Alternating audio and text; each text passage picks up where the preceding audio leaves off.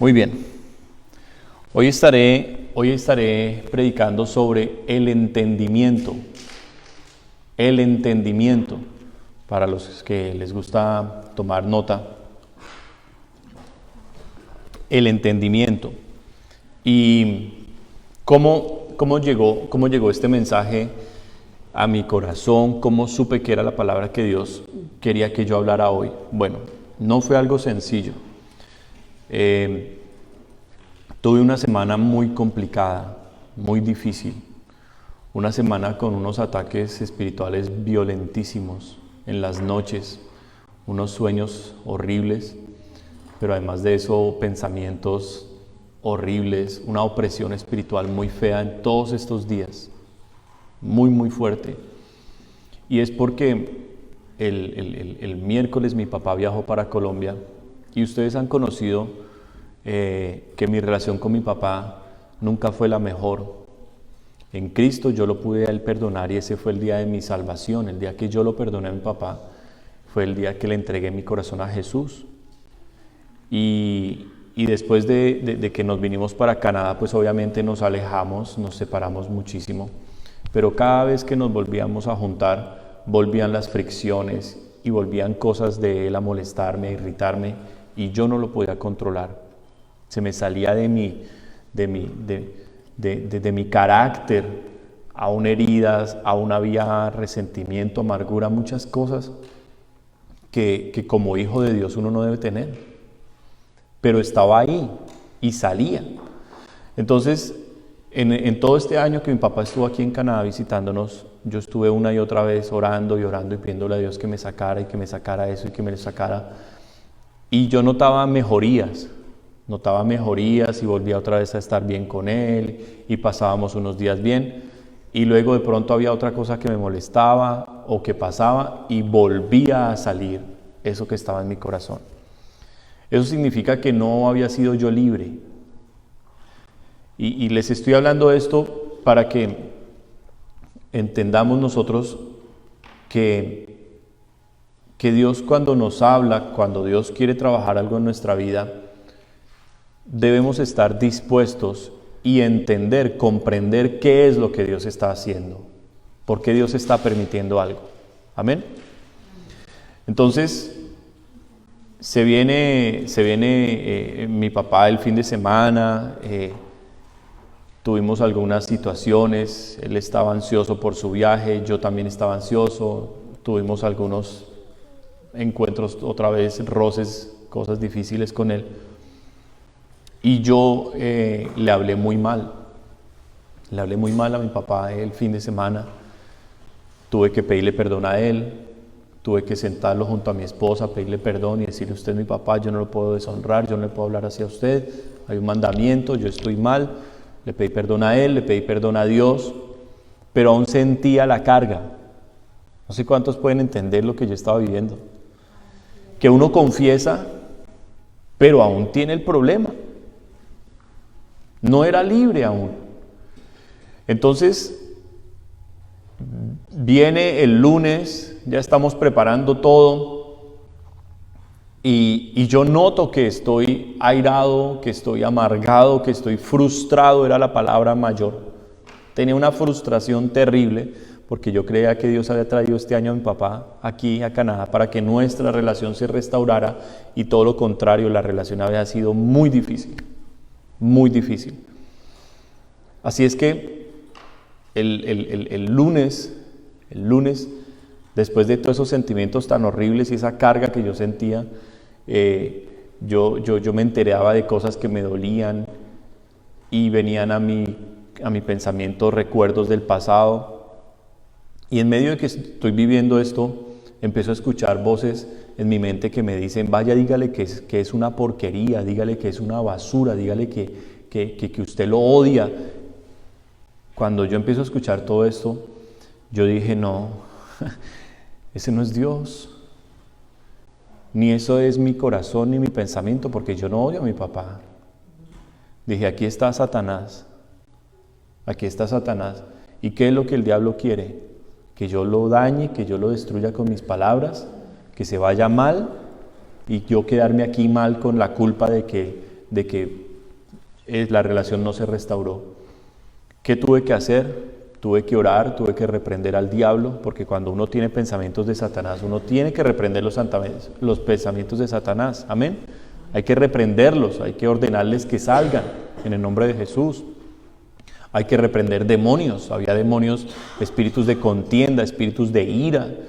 Todo eso estaba en el ambiente y como que el diablo tenía preparado eso para que llevarme a mí a la emboscada. El Espíritu de Dios me hace entender cuál es el plan del diablo y me da la respuesta, porque Dios no solamente nos hace entender lo que el enemigo está haciendo, sino que Dios nos abre la puerta para que encontremos la salida, para que encontremos la solución, la victoria a lo que enfrentamos. Amén. Y yo decido venir aquí al altar, aquí donde yo estoy sentado. Este es mi lugar de oración. Este lugar donde estoy sentado es mi lugar de oración. Aquí estudio la palabra, aquí oro. Aquí estaba yo anoche en la madrugada orando por cada uno de ustedes. Pero el lunes en la noche estoy acá, abriéndole mi corazón a Dios, reconociendo y confesando mi pecado delante de Él. Y diciéndole, tengo esto y esto y esto en mi corazón contra mi papá y esto no está bien, Señor. Yo te lo entrego todo. Y comencé en una batalla conmigo mismo, con mis pensamientos, con mi carne, con mi pasado. Empecé en esa batalla con todo lo que el diablo me había puesto y a clamar y a rogar por mi libertad, y a clamar y a rogar por mi libertad. Y como siempre lo he hecho, le digo, Espíritu Santo, yo no puedo, tú eres el único que puede. Saca esto porque no quiero más amargura, no quiero más. No quiero controlar mis emociones para no tratarlo mal. Dije, es que no quiero esas emociones. Quiero amarlo, pero amarlo con tu amor. Y si le voy a hablar algo, va a ser algo de parte tuya en amor. No usar la autoridad ni el conocimiento bíblico para darle un bibliazo y que se sienta mal. Eso es religiosidad, eso es fariseísmo. Y estaba yo en esa batalla con el Espíritu Santo diciéndole, ayúdame, Señora, dame eso. Y sentí la liberación, lágrimas rodaron, se fue el pasado, enterré todo lo que pudo haber en el pasado de dolor, de tormento, lo que sea, enterré todo, perdoné a mi papá aquí en el altar, yo solo con Dios, y le pedí perdón a Dios y sentí la libertad. La palabra del Señor dice que por el fruto se conoce el árbol. Si lo que yo viví aquí había sido real y no una simple emoción, eso traería algo con mi papá. Eso tendría realmente una manifestación, un resultado de que había sido real. Amén.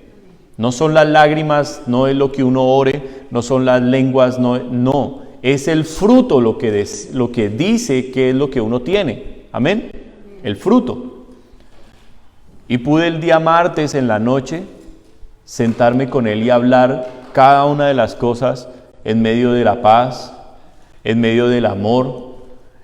Era tan bonito lo que estábamos hablando con mi papá que me dijo, ¿puedo grabar esto? Le dije, no lo grabe.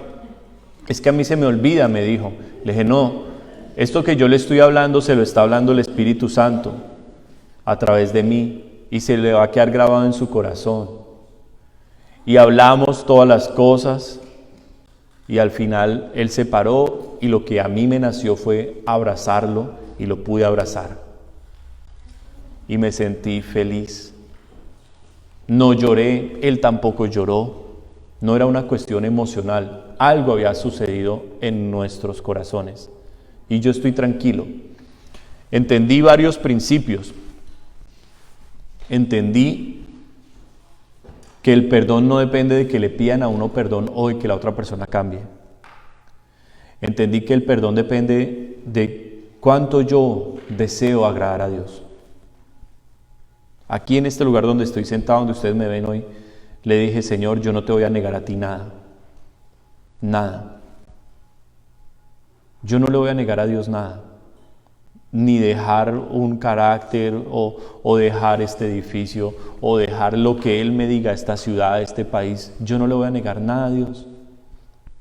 Yo le quiero hacer esa pregunta si usted está listo para llegar a eso con Dios.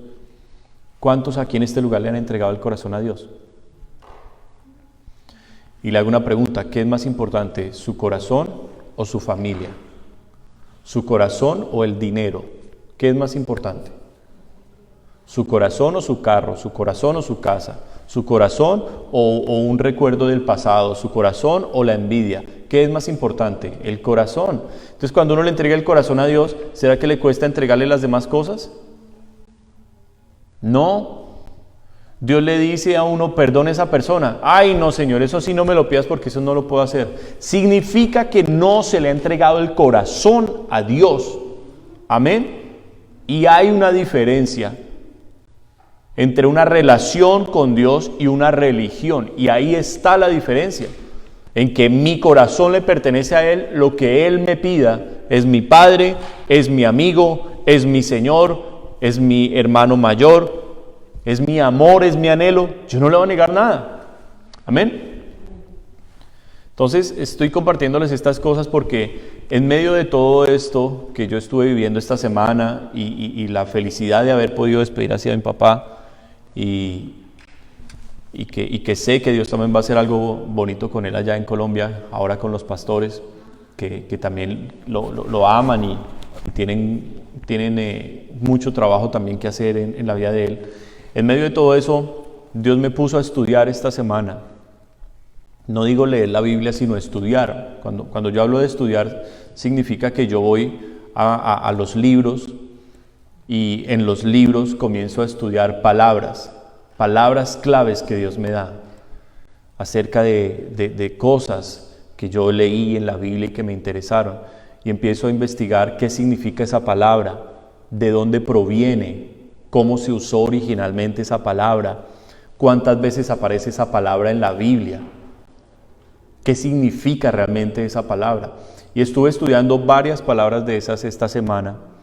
Y mi esposa me ve que yo me siento con este pequeño libro que me ven ustedes acá y con los otros libros, y se me sienta al lado y me dice, yo espero que no nos vayas a dar hoy un curso de teología. Mañana me dijo, porque esto me lo dijo anoche, me decía, no, yo espero que mañana no nos vayas a dar un curso de teología, ni que vayas a salir con palabras y términos enredados que nadie pueda entender. Porque cuando yo me meto a estudiar me gusta, amo la palabra de Dios. Pero no es esa la idea de hoy. Comienzo hablándoles un testimonio para que ustedes abran sus corazones y comprendan que el hombre que les predica a ustedes es igual a ustedes, con luchas y batallas. Que si usted tiene problemas, yo también los tengo. Que así como usted me pide a mí que ore por sus asuntos, yo le pido a mi pastor que ore por los míos. Y él me pide que ore por los suyos, porque todos necesitamos oración. Somos un cuerpo, amén.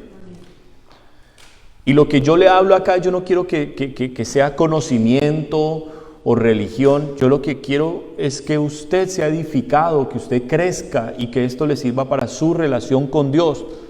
Porque lo que yo viví me sirvió para mejorar básicamente dos relaciones. La primera, aquí en la tierra con mi papá, y la segunda, la más importante de todas, mi relación con Dios mejoró. ¿Por qué? Porque se agradó de lo que yo hice. Entonces Dios me puso a estudiar varias palabras. Estudié la palabra sacrificio, pero estudié la palabra que estuve predicando el domingo pasado de Gedeón, la palabra altar. Y en medio de que yo estudiaba esas dos palabras, me di cuenta que tanto altar como sacrificio son una sola cosa.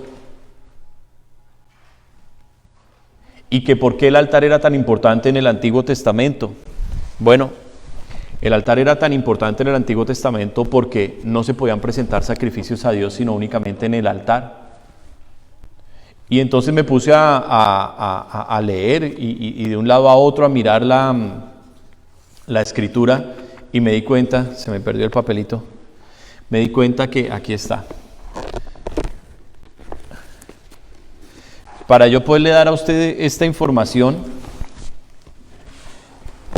me toca, yo no sé cuántos puedan ver. Mire el tamaño de las letricas acá. Me toca coger y contar una por una donde aparece esa palabra y empezarlas a contar así. Tan, tan, tan, tan. La palabra altar en la Biblia aparece 372 veces en el Antiguo Testamento, pero solo aparece 23 veces en el Nuevo Testamento. Qué diferencia tan grande, ¿verdad? ¿Por qué creen que pasó eso? Porque en el Antiguo Testamento se levantaban altares de piedra, de tierra, altares de madera que se cubrieron con bronce o con oro para las ceremonias que Dios había puesto para perdón de los pecados y para ofrendas a Dios. Pero en el Nuevo Testamento el concepto del altar desaparece en cuanto a un altar material, físico. Y en el Nuevo Testamento el altar solo aparece 23 veces, porque cuando hace referencia al altar y lo menciona el altar que había en el Antiguo Testamento. Pero el lugar de sacrificio en el Nuevo Testamento, ¿cuál es? Porque ya no hay templo. ¿Cuál es el lugar de sacrificio en el Nuevo Testamento? ¿Cuál es el altar nuestro en el Nuevo Testamento?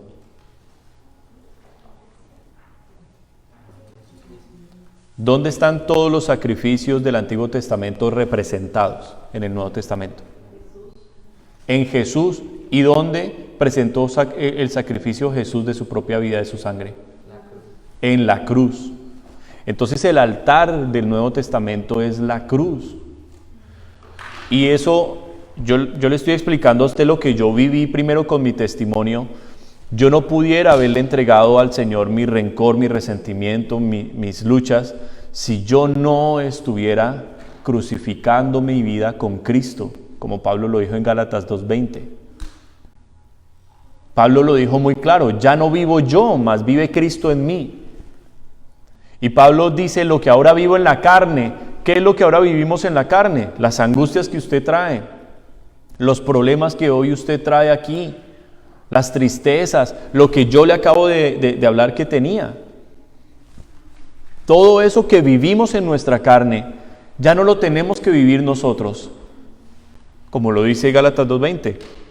Y lo que ahora yo vivo en la carne, lo vivo en la fe del Hijo de Dios, el cual se entregó a sí mismo por mí. O sea, todas mis luchas, todas mis batallas son victorias si yo estoy muriendo con Cristo cada día. ¿Cuántos lo entendieron? ¿Se comprendió? O sea, si mi anhelo es Dios, si yo entiendo mi identidad verdadera, ¿cuál es mi identidad?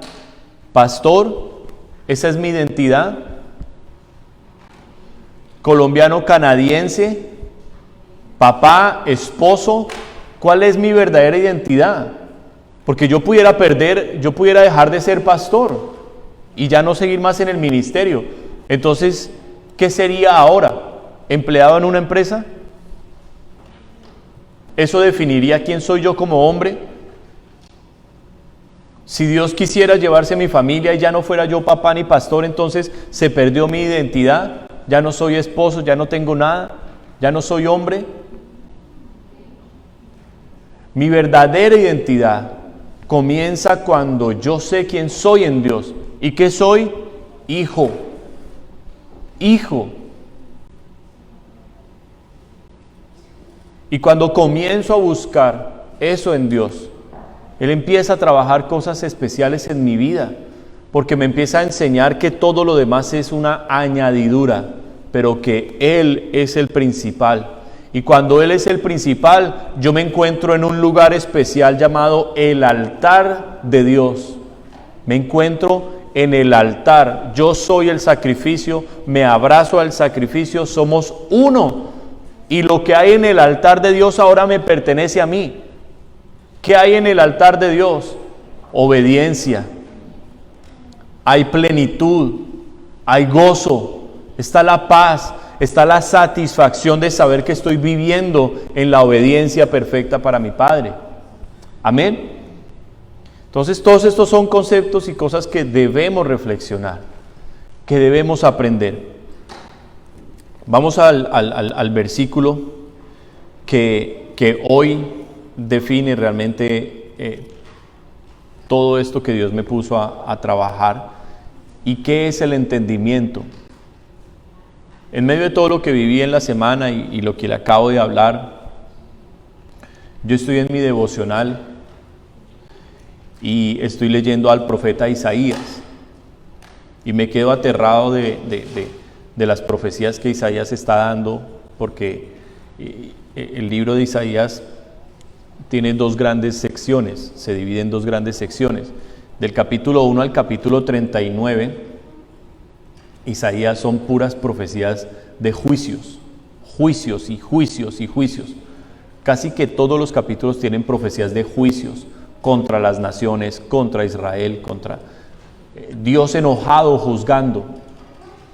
Pero después de Isaías 40 hasta el 64, que es el final, cambia. Y casi que todos los capítulos ahora son simplemente promesas de restauración y promesas de lo que Dios hará. Entonces uno queda como que confundido, porque uno dice, wow, pero Dios estaba furioso, juzgando y destruyendo a todo el mundo, y ahora quiere que todo el mundo venga a Él y se rinda a Él y viva con Él. Entonces hay que entender el lenguaje de la Biblia, lo que Dios nos quiere hablar. Y llegué en medio del estudio, Dios detuvo mi lectura en este versículo que voy a leer. Es el versículo 11 del capítulo 27, Isaías 27, 11. Y es un poquito lo que hoy le voy a hablar.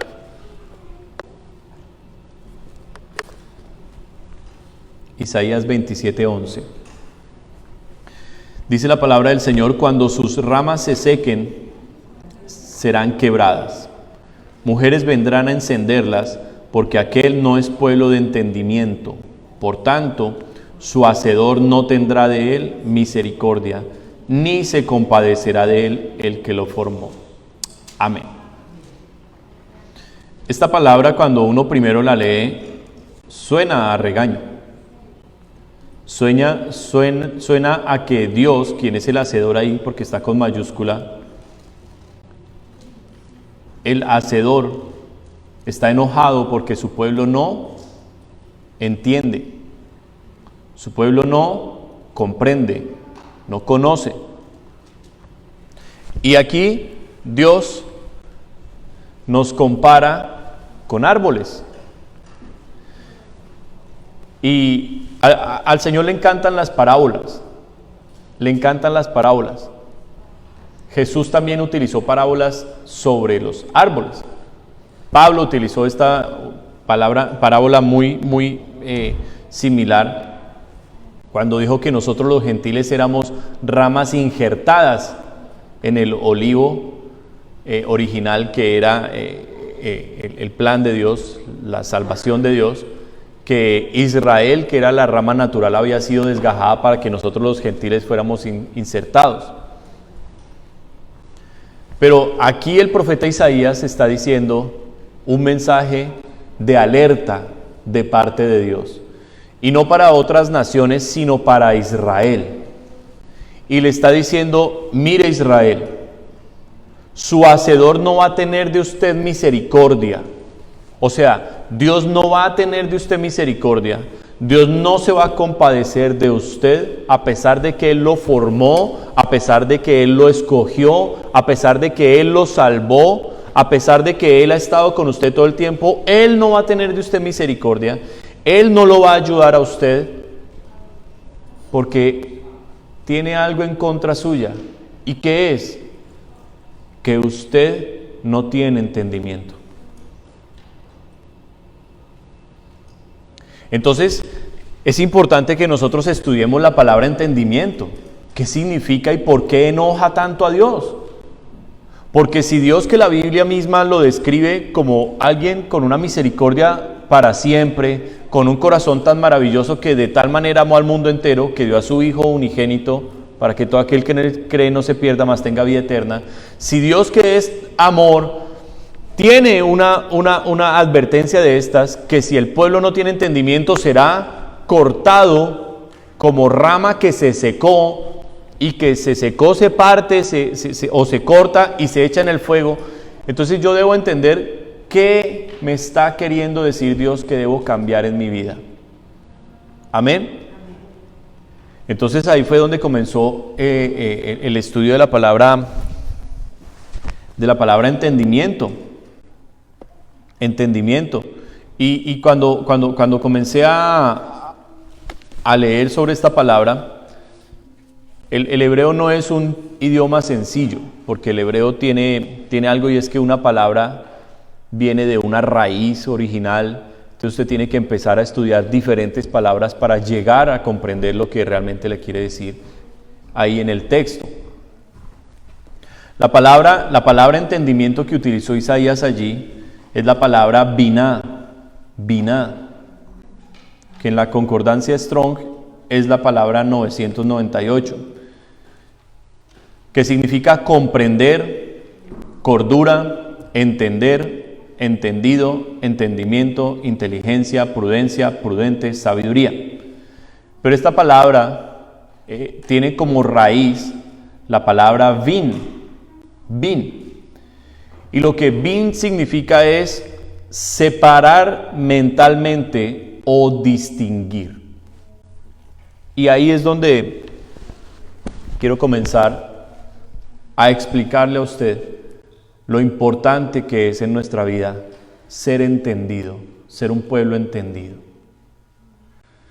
Cuando yo separo mentalmente, o sea, cuando yo estoy haciendo uso de la razón, del conocimiento, y comienzo a examinar una situación, eso me va, el solo analizarlo, eso me va a dar a mí la ruta correcta para resolver esa situación. Entonces déjeme explicarle. Yo comencé hoy hablándole mi testimonio con mi papá. En el momento en que los dardos del enemigo vinieron a mi mente, diciéndome, dígale que es una porquería de hombre, dígale esto, y en ese momento en que yo frené, comencé a separar, o sea, a aplicar el entendimiento.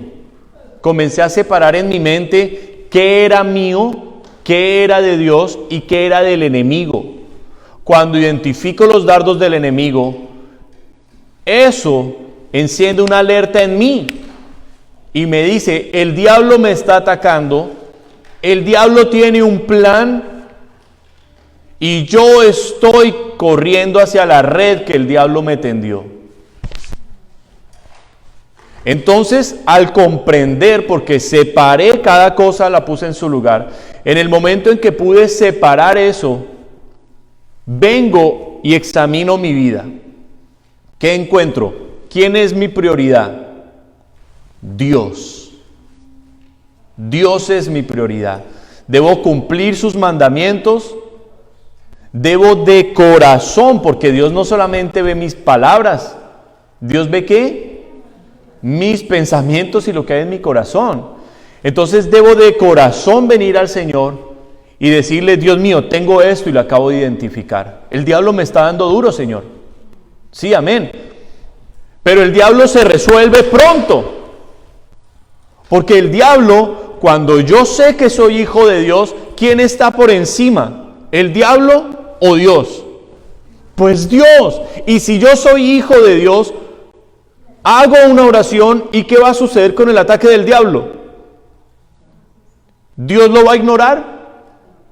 No, porque yo soy su hijo y le estoy pidiendo, y mi padre ¿qué va a hacer? Va a venir a favor ¿de quién?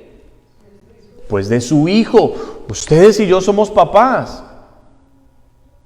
Si su hijo en la escuela se pelea con un niño delante de usted, usted lo separa, regaña a su niño y le dice a la maestra, mire, se armó esto Pero si usted llega a la escuela y un niño le está golpeando a su hijo está siendo golpeado, ¿usted qué hace? Su instinto es correr, separa al niño que le está pegando a su hijo y viene y atiende al niño a ver qué le pasó. Después usted investiga qué fue lo que sucedió. No, resulta que le pegaron porque su hijo le había pegado primero al otro. Pero cuando usted llegó, vio era que el otro le estaba dando. Ah, bueno, los dos eran culpables. Pero usted como papá sale ¿a qué? A la defensa de su hijo. Ese es Dios. Entonces, en el testimonio que yo le acabo de compartir, yo tenía cosas en mi corazón. ¿Y quién lo sabía? Dios lo sabía, pero ¿quién más sabía que eso estaba en mi corazón? El diablo.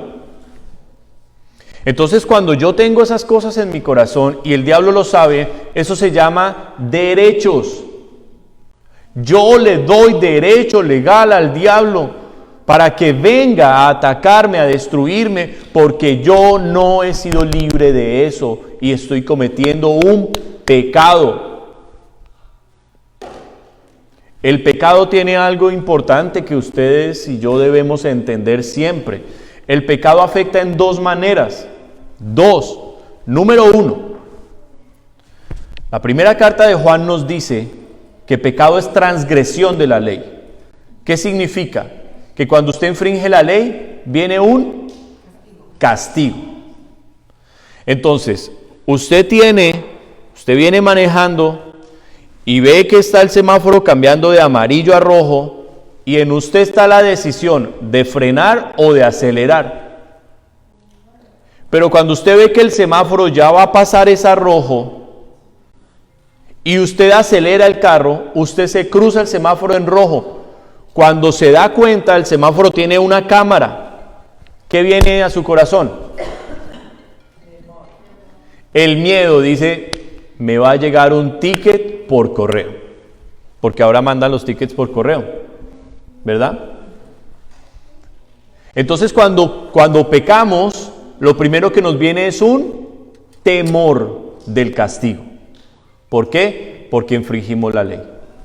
Es lo primero que nos sucede. Pero el pecado también tiene otro aspecto. Y es que ¿quién es el padre de los pecados? Satanás. El pecado es rebelión contra Dios. El pecado también tiene otra parte y es que ensucia, mancha. Entonces, cuando cometemos pecados, vienen dos sentimientos a nuestro corazón. El primero, me siento culpable y tengo miedo de que me castiguen. El segundo, me siento sucio, me siento indigno, me siento mal. Amén. Pero cuando yo logro comprender que el enemigo ha puesto una trampa y que me está conduciendo hacia allá porque él sabe que en mí hay ese pecado, y yo sé mi identidad, que soy un hijo de Dios y conozco a mi Padre, ¿cuál es mi respuesta? 1, no esconder, Proverbios 28:13, no esconder el pecado, sino correr a confesarlo. Satanás va a estar feliz de hacer en usted y en mí lo que hizo con Adán y con Eva. Cuando pecaron, ¿qué hicieron ellos? Se escondieron de Dios. Y esa es la reacción que muchas veces tomamos cuando pecamos. Pero cuando yo comprendo quién es mi Padre, que es un Padre que me ama, que es rico en misericordia y que es perdonador, ¿yo qué hago? ¿Corro a esconderme? No, corro con afán a confesarle, a decirle, sí, mi Señor, ya lo viste, pequé, lo hice y aquí estoy arrepentido. Amén. Aquí estoy arrepentido, Señor. Entonces Dios, como Padre que es, y ha visto toda la escena, Dios ve, ahí está el diablo, oprimiéndolo, ahí está el diablo, mirando cómo lo hace caer. Pero mi hijo, mi hija, saben quiénes son, que son hijos míos, y me conocen que les amo, y que estoy aquí para ayudarlos. Vinieron a pedirme ayuda. ¿Qué dice Dios? ¿Se las niego? Se las doy. Pero hay una batalla que nosotros debemos entrar. Debemos entrar en una batalla. ¿Cuál es? Aborrecer lo que hay en nuestro corazón, que nos hace pecar contra Dios. Amén. Debemos aborrecerlo. Debemos reconocernos débiles ante Dios, frágiles, necesitados, debemos decir, Señor, esto es algo que si tú no haces, yo no puedo. ¿Cuántos dicen amén? Y a Dios le agrada eso. A Dios le agrada cuando nosotros tenemos dependencia de Él. A Dios le agrada eso. Y es a donde Él nos quiere llevar. Amén. Es allí donde Dios nos quiere llevar, a que dependamos en todas las cosas de Él. Dios sabe, como Padre que es, que nos vamos a equivocar y vamos a cometer errores. Muchas veces nos advierte con amor, otras veces lanza una advertencia más fuerte, como esta en Isaías. Otras veces permite que el diablo venga y nos dé una paliza por andar nosotros dormidos, por andar distraídos o por andar jugando con el diablo. Como padre lo hemos experimentado. El niño quiere coger la bicicleta y no está en edad de cogerla. Y que sí quiero. Ok, mijito, súbase y vaya. El niño intenta, pum, se cae, se raspa la rodilla y viene llorando. Dice, esa era su pataleta. Por eso le estaba diciendo que no cogiera la bicicleta. Dios hace eso muchas veces. Entonces debemos aprender que a través de la disciplina y del castigo Dios también corrige. Pero mire lo que el versículo nos está diciendo. Este versículo nos está diciendo que cuando sus ramas se sequen serán quebradas.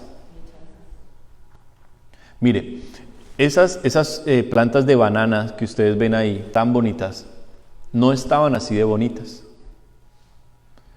Esas plantas de bananas las teníamos en la entrada y en el verano, acabándose el verano, vinieron unos vientos terribles y las botaron al suelo varias veces. ¿Qué pasó con las plantas? Se les regó la tierra y las hojas se partieron todas y quedaron horribles. Horribles. ¿Cuál fue la acción mía para salvar las plantas para que hoy estén así de bonitas? Número 1, tuve que reubicarlas, porque donde estaban, la temperatura, el viento me las iba a matar. Entonces las puse aquí adentro, pero después de que las puse adentro, tuve que cortarles todas las hojas que estaban feas. Tuve que quitar todo lo que se dañó. Y empezar a abonar la tierrita, a ponerles vitaminas, a ponerlas en la luz y a cuidarlas. Y ha sido un proceso de varias semanas, porque ya hace varias semanas que las pusimos. Ya estamos viendo los resultados. Eso es lo que Dios está diciendo aquí a través del profeta Isaías. Sus ramas se secan y hay que cortarlas. ¿Por qué? Porque les falta entendimiento. ¿En medio de qué situación le está hablando esto Dios a Isaías? En medio de que el pueblo de Judá, que es donde está Isaías, tienen ídolos, tienen altares a Baal, a Acera. Aún dentro del templo de Dios han metido estatuas. Hubo reyes muy malvados como Manasés que sacrificaban niños a Baal en tiempos de Isaías. Y Dios les está diciendo, ustedes no han entendido, porque ellos sacrificaban estos niños y adoraban estos dioses porque tenían miedo del imperio asirio. El imperio asirio estaba por destruir, a pocos años de destruir completamente a Israel, la nación del norte. Isaías fue testigo de eso. Y Dios le dice a Isaías, adviértale pronto a mi pueblo de Judá, que si ustedes siguen en la idolatría, que si ustedes siguen practicando estas cosas y alejándose de mí, se van a secar. En otras palabras, ¿dónde está nuestra vida? Cuando la rama deja de recibir nutrientes del tronco, ¿qué pasa? Cuando nosotros dejamos de recibir la presencia de Dios en nuestra vida, ¿qué pasa?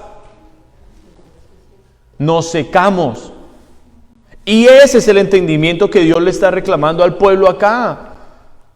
Y le está diciendo, para cuando usted esté seco, para cuando usted ya esté muerto espiritualmente, yo no voy a poderlo salvar. Yo no voy a compadecerme de usted ni le voy a tener misericordia, porque para que usted haya llegado a ese estado, yo le advertí 1, 2, 3, 5, 10, 20, 50 veces le advertí, búsqueme, ore, confiese el pecado, apártese. Pero usted no aceptó mi tratamiento. Y de ahí es donde nosotros debemos pedirle a Dios que nos ponga temor de Dios. Porque Dios quiere restaurar nuestras vidas, ¿sí o no? Sí, pero Dios tiene límites. Y una persona entendida en Dios comprende que no puede traspasar un límite en Dios. O sea, en otras palabras, yo no voy a coger a Dios de Dios bombero, que lo busco solo cuando estoy mal. Yo no voy a jugar con Dios, que digo que sí, pero que soy otra persona en el mundo, en la calle. Yo voy a ser una persona metida, comprometida con Dios. ¿Qué hay que hacer? Lo que hicimos con las plantitas. Hay que reubicarse. ¿Qué significa reubicarse? Bueno, el entendimiento es separar mentalmente las situaciones, las cosas. Comprender, analizar, ¿por qué estoy yo en esta situación? ¿Amén? ¿Por qué estoy ahorita en esta situación? Y comienzo a hablar con Dios. ¿Por qué me metí en esta situación, Señor? Bueno, por esto y esto y esto y esto y esto. ¿Cuántas de esas cosas que me trajeron a la situación fueron pecados contra Dios? Las ubico y le pido perdón. ¿Cuántos son errores y debilidades mías? Lo reconozco y le digo, renuncio a esto, Dios. Porque para que yo peque hay una debilidad en mí. El pecado se confiesa, pero la debilidad, ¿qué? Se renuncia. Uno renuncia a la debilidad. Vuelvo y le pongo mi ejemplo. Si en mi corazón aún había rencor con mi papá, resentimiento y falta de perdón, todos esos tres son pecados. Yo los confieso. Pero, ¿cuál es mi debilidad? Que me siento fácilmente, muy sensible. Que una pequeña ofensa la veo grande. ¿Qué hago con esa debilidad mía? ¿La confieso? ¿La renuncio? Digo, Señor, yo no quiero esto más. Yo no quiero esto más. ¿Por qué? Porque te confesé un pecado, pero sigo con la debilidad. ¿Qué significa? Que voy a volver a pecar.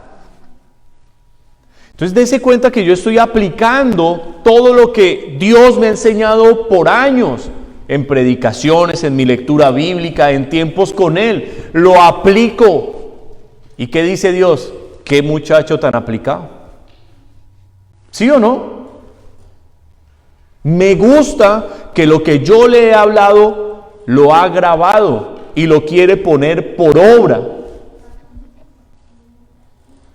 Pero si yo me acostumbro a vivir lo que este pueblo vivía, Dios me va a desechar. ¿Qué vivía este pueblo? Cuando ellos ven el peligro de los asirios, ¿qué creen que hacen? Ellos saben que los asirios vienen a destruir a Israel y los siguientes son Judá. ¿Qué creen que hacen ellos? ¿Se volvieron a la reprensión de Isaías? ¿Sacaron los ídolos? ¿Renunciaron a la idolatría de Baal y de Acera? ¿Ustedes creen que el pueblo de Israel hizo eso? No. Fue y le pagó a Egipto. La seguridad de ellos estaba en la fuerza de ejércitos extranjeros. ¿Y qué nos quiere decir Dios con esto a nosotros? Mi seguridad no está en mi familia. La familia que hoy yo tengo unida, mañana una prueba la puede volver pedazos. ¿Amén o no amén? Yo lo he visto. ¿Cuántas hermanas están aquí solas y sus esposos no quieren congregarse o están asistiendo a otros lugares? En rebeldía, no en dirección de Dios. En desobediencia, en religiosidad. Y ustedes lo entendieron y ¿qué hicieron? Aquí están. Déjeme leerle el versículo porque si no usted se va a enojar conmigo. Mire, hay que entender lo que hace Jesús en una familia. Mateo capítulo 10, versículo 34. Si usted no entiende esto, usted puede puede cometer errores en su relación con Dios y puede llegar a tener su seguridad como Israel, como Judá la tuvo en Egipto. Usted pueda que su seguridad esté en su familia. Y eso es un pecado para Dios porque se llama idolatría. Es igual que arrodillarse debajo de una estatua. Es lo mismo. Mateo 10, 34. Palabras rojas, palabras de Jesús. No penséis que he venido para traer paz a la tierra. No he venido para traer paz, sino espada. Escuche, familia, ¿cuál es su verdadera familia y su verdadera identidad? Porque he venido para poner en disensión al hombre contra su padre, a la hija contra su madre y a la nuera contra su suegra. Y escuche, y los enemigos del hombre serán los de su casa. Una pregunta: ¿por qué los enemigos de una persona llegan a ser los de su propia casa? ¿Por la herencia? Sí, puede pasar. ¿Por envidia? También. ¿Por competencia? Bueno, sí, por muchas cosas. Pero eso no es lo que Jesús está diciendo que es la espada que Él trae. ¿Cuál es la espada que Jesús trae? El Evangelio, la palabra de Dios. Cuando yo vengo con la palabra de Dios a mi casa y les digo, perdónenme, yo no participo más en estas celebraciones, yo no participo en estas reuniones, porque en estas reuniones no se glorifica a Dios. Dios no es el centro de esta familia. Dios no es el fundamento de nuestra reunión. Estamos aquí para comer y celebrar y pasarla bueno, pero Dios no está invitado aquí. Y yo llego con esa palabra, ¿cómo me va a recibir mi familia? Muy mal. Van a decir, ay, usted sí está ya exagerado. Fanático, ya está como el pastor ese predica, ya se está enloqueciendo. Y mire quién fue el que vino con la espada, ¿el pastor? No, Jesús. Si yo sé cuál es mi identidad en Cristo, eso es lo que marca mis relaciones. Y me va a tocar como el arbolito, reubicarme. Mire, había algo muy bonito en Israel. Y es que cuando Dios se refirió a su pueblo de Israel en el desierto, utilizó una palabra hebrea. La palabra hebrea es mishboha. ¿Y qué es la palabra mishboha? Mi familia en el desierto. ¿Y sabe por qué lo llamó mi familia en el desierto a más de 1 millón de judíos? Porque en el desierto en las noches había un fenómeno muy especial. ¿Sabe cuál era? ¿Cómo es un desierto de noche? ¿Caliente o frío? Helado. ¿Y cómo se calentaba a más de 1 millón, como 1.600.000 de personas que habían en ese momento en el desierto? ¿Cómo se calentaban? ¿Con una hoguerita cada uno? ¿Cómo se calentaba a 1.600.000 personas en el desierto? Ni cuerpo a cuerpo, ni unidos. Intente eso ahorita en estos días, a ver si así se calienta.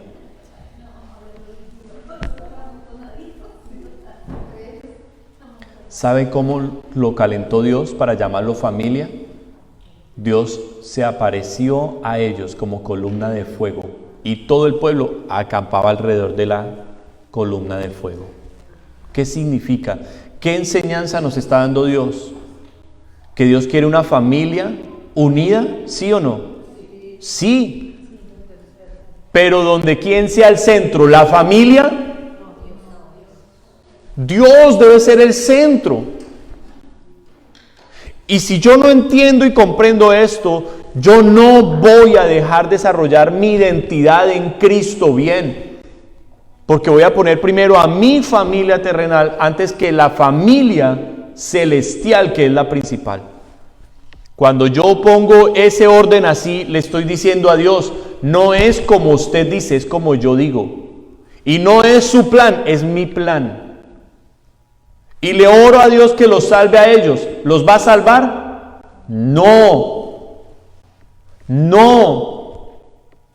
Porque yo mismo estoy rompiendo el orden de Dios. No tengo entendimiento, no comprendo. ¿Y por qué no comprendo eso? Porque no leo la Biblia, porque no la estudio. Mire lo que dice en cuanto a ese punto Gálatas capítulo 6. Hay gente que le encanta ayudar afuera, dar mercados, enviar a los pobres, compadecerse del perrito que está en la calle y mejor dicho. Pero mire un hijo, una hija de Dios, ¿de quién debe compadecerse primero? ¿De quién debe ser? Gálatas capítulo 6, versículo 2. Sobrellevad los unos las cargas de los otros y cumplid así la ley de Cristo. Principio de unidad. Amén. Principio de unidad. ¿Con quién? Con el pueblo de Dios. Primero, con el cuerpo de Cristo. Dice, versículo 9, segundo principio, no nos cansemos, no se canse de hacer lo bueno en el pueblo de Dios. Amén. No se canse de hacer lo bueno, lo correcto. Dice, pues, no nos cansemos pues de hacer bien, porque a su tiempo segaremos si no desmayamos. Así que, tercer principio, según tengamos oportunidad, hagamos bien a todos y mayormente, ¿a quién pone como prioridad? Y mayormente a los de la familia de la fe. Dios nos está dando un principio de unidad en la familia de Cristo. Segundo, de perseverancia, de no cansarnos, de que si mi hermano o mi hermana peca contra mí, ¿qué tengo que hacer? No, ya fueron muchas veces. Eso le dijo Jesús a Pedro. No, debes perdonar a tu hermano que peca contra ti diariamente, porque Jesús utilizó la palabra diariamente. 70 veces al día peca contra ti, dice 70 veces 7, perdónalo. Al día. No nos cansemos de perdonar, no nos cansemos de seguir luchando por la unidad de la familia en Cristo. Y cada vez que tengamos oportunidad, que dice, hagamos lo bueno, pero primero, ¿con quién? Con mi familia de la fe. ¿Cuántos dicen amén? Primero con la familia de la fe. Entonces, para que podamos terminar el mensaje, no le hablé en profundidad lo que significa la palabra entendimiento. Simplemente le di algunas cortas definiciones y les di algunos pequeños ejemplos.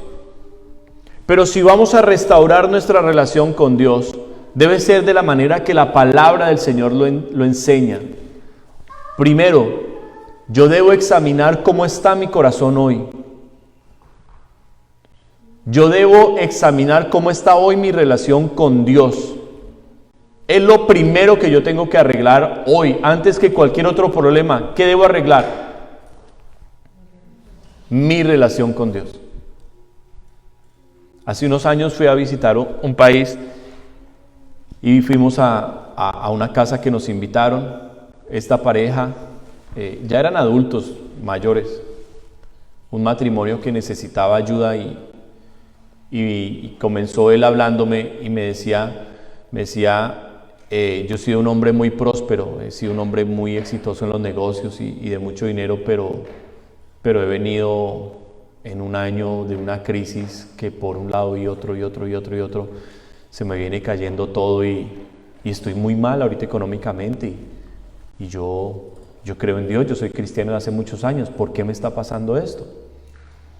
Y lo primero que yo le pregunté a él, ¿qué creen ustedes que fue? ¿Qué fue lo primero que le pregunté a él? ¿Sobre los diezmos? Fue lo primero que le pregunté, ¿cómo está tu relación con Dios? Y él se quedó así, me abrió los ojos y dijo, yo pensé que usted me iba a decir que si yo estaba diezmando. Le dije, no, porque si tú no tienes, ¿qué diezma uno si uno no tiene? El diezmo es de lo que uno gana. Y si no gana, si no ha estado perdiendo. Le dije, ¿cómo está tu relación con Dios? Y ahí fue cuando comenzó realmente la consejería. Y me decía, no, pues hemos tenido que cambiar de iglesia y allí y allá y con mi esposa. Y le dije, si la relación de ustedes dos con Dios no está bien, nada va a estar bien. Hoy es la economía, mañana va a ser el matrimonio. Mañana no se van a soportar. Y de hecho ya tenían problemas. Entonces, amada iglesia, El profeta Isaías está siendo un instrumento muy poderoso en las manos de Dios para decir, vienen días difíciles. Israel está a punto de ser destruida. Israel está a punto de ser destruida por los asirios. No va a quedar nada de Israel, pero Judá no va a escapar. ¿Por qué? Porque la confianza y la seguridad de Judá está en los ejércitos de Egipto. No hagan esos convenios con el mundo. Su confianza y su seguridad para los tiempos de crisis que vendrán deben estar ¿en quién? En su oración. Yo confío en Dios porque mi oración es una oración sincera. Yo confío en Dios porque cuando yo leo la Biblia, siento que la Biblia me habla. Dios me habla a través de esta palabra. ¿Qué significa? Mire, cuando venga la crisis que va a venir sobre el mundo, nos va a golpear a todos. Pero cuando digamos que me cogió sin dinero, y ya no tengo dinero, y hay crisis, y ya no puedo salir a hacer deliveries, perdí el trabajo, ya no hay deliveries, ya no hay de dónde coger. Pero mi confianza y mi seguridad está en que mi oración con Dios es sincera y es efectiva. ¿Qué va a pasar? Viene la crisis, no tengo a qué echarle mano, pero ¿cómo voy a responder a la crisis? Voy a hacer lo que siempre hago, voy a hablar con Dios y voy a esperar a que Él me dé paz y me responda. ¿Amén o no amén? Si mi confianza y mi seguridad está en la lectura de la Biblia, que sé que cuando yo me siento a leer la Biblia, Él me habla y viene la crisis y yo no tengo a qué echarle mano, pero tengo la oración y tengo la Biblia, ¿qué va a pasar? ¿Será que me va a responder qué hacer en la Biblia, sí o no? Claro que lo va a hacer. Si mi confianza y mi seguridad está en la alabanza, que yo sé que cuando alabo, yo entiendo lo que sucede cuando alabo a Dios. Cuando le canto de corazón a Dios, yo sé que su presencia desciende. Salmos 22:3, Dios habita en medio de la alabanza de su pueblo. Yo soy un hombre de alabanza y sé que me meto a solas con Dios. Me quita todos esos sentimientos horribles, todas esas cargas, porque en su presencia hay plenitud de gozo.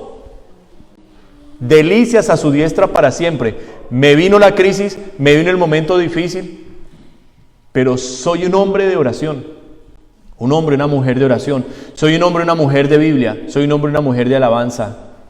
¿Qué va a pasar en medio de esa crisis? Hermanos, no va a haber crisis que pueda contra el pueblo de Dios, porque mi fuerza, mi seguridad está en mi relación con Dios, no en que tenía un dinero guardado. El dinero guardado se puede ir. Es que tenía propiedades. ¿De qué sirven las propiedades hoy en Cuba o en Venezuela cuando las expropiaron todas? Mi seguridad y mi confianza está en mi relación con Dios. ¿Cuándo me hago fuerte en Dios? Cuando empiezo a abrir mis oídos, mi corazón, y a entender y comprender qué es lo que Dios me está hablando y a dónde me quiere llevar. Dios me está hablando. Dios me está diciendo que me prepare.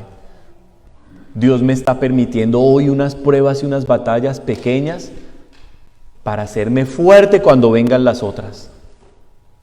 Amén. Y seguir de la mano del Señor sin soltarlo. Y que el diablo me va a tender una trampa, una red. ¿Ustedes creen que el diablo le va a poner una red a uno solo una vez en la vida y ya uno no cayó, ya el diablo se dio por vencido? Su ataque no va a desaparecer, siempre va a estar ahí. Y Dios me va a permitir enfrentar enemigos. Amén. Porque es en eso donde yo aprendo mi confianza, mi fuerza en Él. Amada iglesia, seamos un pueblo entendido, un pueblo que comprende los planes, los tiempos de Dios. Somos poquitos hoy en la congregación. ¿Es tiempo de qué? ¿Es tiempo de qué? De que los que estamos, cada domingo que yo venga aquí a la iglesia,